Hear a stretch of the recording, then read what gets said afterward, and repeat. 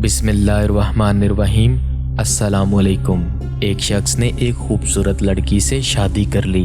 वो इससे बहुत मोहब्बत करता था, मगर एक दिन उस लड़की को जिल्द की कोई बीमारी लग गई जिससे उसकी खूबसूरती रोज बरोज घटती जा रही थी। एक दिन उसका शौहर किसी सफर पर निकला। वापस आते हुए उसे हादसा पेश आ गया और उसकी दोनों आंखें चली गईं। खैर, उनकी अज़वाजी जिंदगी यूं ही चलती रही और इसकी बीवी की खूबसूरती मजीद घटती रही, मगर अंधे आदमी को इस बात का इल्म नहीं था, लिहाजा उनकी जिंदगी पर इसका कोई असर भी ना पड़ा।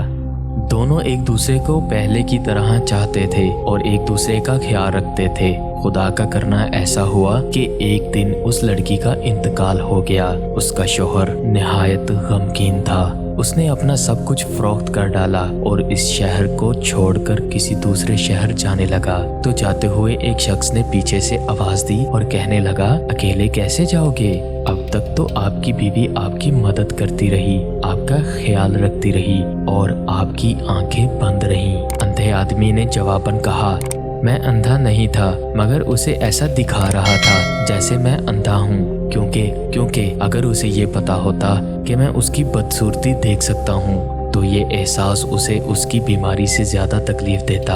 इसलिए मैंने अंधा रहना ही मुनासिब समझा। वो बहुत अच्छी बीवी थी, मैं बस उसे खुश रखना चाह रहा था।